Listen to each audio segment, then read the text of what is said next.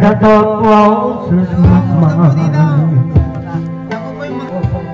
Napalaban sa kantahan, guys. Ayos yan. But you know how much I love.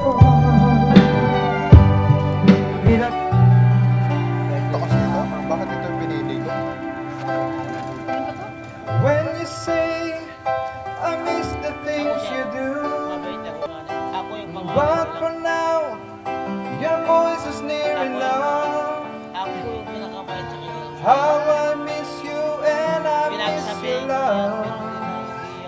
And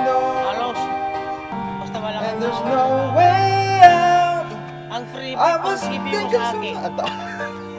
Wait lang. Nakakain ko lang kasi.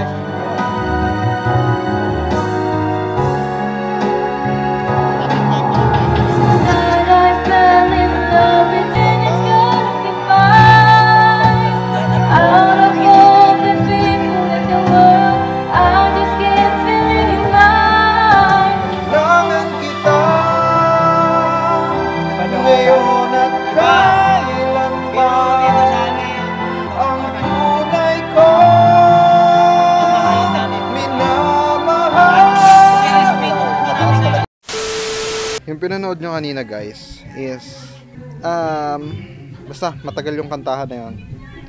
Kaya hindi ako nakapag hindi ko na na-videohan yung kabuuan. Pero yun, nandito na ako sa Violet and mamaya babalik ako doon. Tara, tambay muna ako. Let's go. Tomorrow for sure. Isang panibagong araw na naman mga katangos dito sa Ilocos Sur. And sa ngayon is chilling like a baby. Chilling like a baby na lang kami mga katangos dahil bukas is preparation, pabalik na ng Manila. So ngayon, nagpe-prepare sila ate, sila mami ng pagkain, pananghalian para ngayong araw. So di ko napakita yung mga nangyari kaninang umaga dahil medyo wala pa ako sa wisyo mag-video kanina. And siguro baka bukas na lang kasi alam ko uulitin nila yung ginawa kanina, no? Kasi kanina is nagpabilad ng bilis, no, na dadalhin namin sa Manila bukas. So ayun, I'm not sure pero yun yung sinabi kanina kasi. And ayun, hindi ko masyadong na-videohan yung ibang mga ginawa dito dahil yun nga, masyado kasing maraming ginawa. So mas kailangan kong tumulong kaysa mag-video. So ngayon, dito ako ngayon, nakahiga ako ngayon sa duyan. And later meron kaming gagawin mamayang hapon, which is yung katulad ng ginawa ng first day. Magsiswimming kami mamayang hapon. And yun, yung video kasi nung nag-swimming kami last time, hindi ko na post kasi nag-crop nga yung files ko. So ngayon mga katangos, siguro isa sa pinaka the best realizations ko dito sa province mga katangos, specifically dito sa Ilocos Sur mga katangos, ay same as Visayas mga katangos, no? Nung nagpunta kami nung summer last 2023, natatandaan ko, isa sa mga realization ko nung araw na yon ay sobrang humble ng bawat araw dito sa probinsya mga katangos, no? Siguro dahil hindi siya masyadong like civilized talaga. Hindi siya masyadong civilized compare dun sa mas pinaka city. Mas nakikita mo yung pagiging humble ng buhay dito sa parte ng Ilocos Sur na ito, dito sa part na to kung saan kami tumutuloy ngayon, no? Alam mo yun, yung normal na buhay, kumbaga kahit saan meron kang makukuha like mga bunga ng mga gulay, ganyan, compare sa city na kailangan pong bumili sa palengke, gano'n. Kumbaga dito, magtanim ka lang sa bakuran mo, buhay ka na, no? Ganon siya. So parang, ganon yung isa sa pinaka napansin ko dito. At kahit wala kang kuryente, ito yung legit ha, kahit walang kuryente guys, dito ay napaka lamig sa gabi, sa totoo lang. Siguro struggle yung pagtulog mo mismo, pero pagka madaling araw na, ang lamig, sobra. Minsan nga nagkukumot pa ako, sobrang lamig eh. Yun nga lang, pagkagising mo, tutok na tutok sa'yo yung araw, gising ka talaga, literal. A few moments later. Nagtatanong ako sa Ching, Na-enjoy mo ba dito, Ching? Unti. Ba't unti lang? Walang internet. Mga modernong bata. Pero okay lang, maganda. Maganda naman. Kamusta naman yung stay mo? Siya, Stay dito? maganda. Masarap? Oo. Boring lang talaga, no?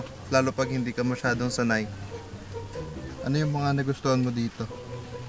Dagat lang.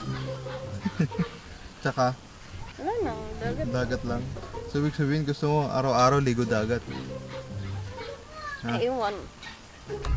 Hindi kasi kami pinapayagang maligo araw-araw sa dagat, gawin na.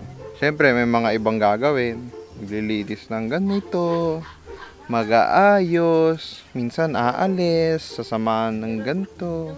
Ay, wala ako sa pinunta namin sa Vitales. Kaso wala kasi dun sa vlog eh.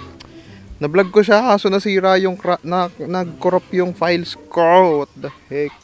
Nag-corrupt yung files ko, so na-video ko siya. Sayang yung mga videos noon. Yan eh, yung buong vlog na yun. Ang ganda pa naman doon.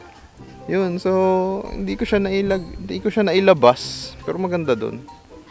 Masarap, maganda kasi din talaga tumambay dito. Lalo sa seaside, no? Hindi ko alam kung alam ko ilang beses ko na pinakita yung seaside dito. Pero maganda ang seaside dito. Alam mo na yung pandesal.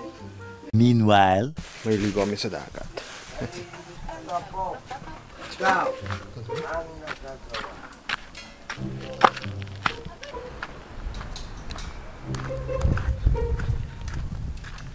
So ngayon guys, pupunta kami ngayon sa dagat para maligo. No? Kanina ko pa hinihintay ito eh. Kanina pa nga ako nababagot eh. Nauna na sila, yung mga bata. Kasama yung lolo ko. And susunod yung lola ko. So ngayon, yan o. Ito, pakita ko sa inyo ah. Ganda yung dagat today guys. Maganda talaga maligo pag hapon.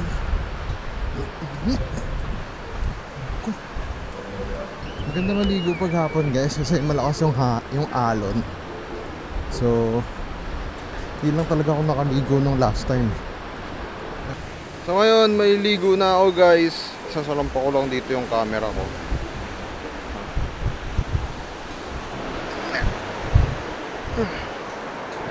So yun guys, maliligo na ako. Yan. Kailangan ko lang takpan ng towel yung mismong cam para hindi masyadong mainitan. So, let's go.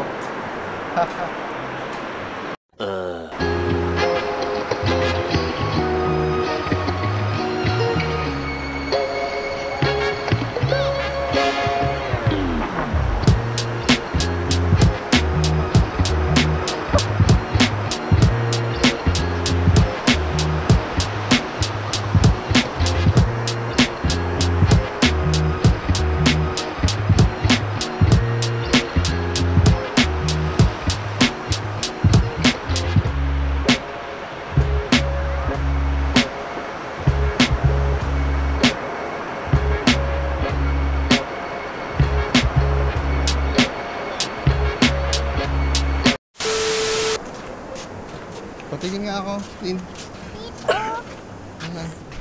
Ang dami. Hindi. Isa pa lang eh. Isa pa lang ba? Dalawa? Ang dami. Baba. Ah, dami na. Parang gagamba ko. Ito.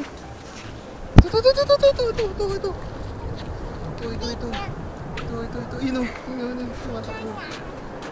Ayun, dami dito mga glass crab. Glass crab yun eh. Mga maliliit na.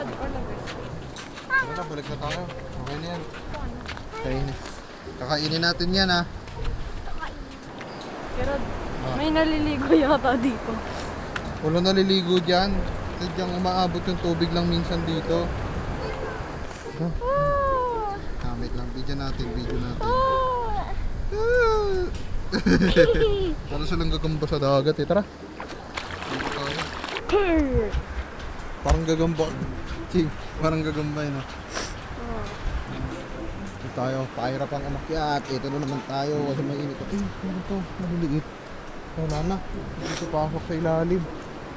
Ang bahay nila. Yan yung bahay nila sa ilalim. May nanay sila. Abay, syempre.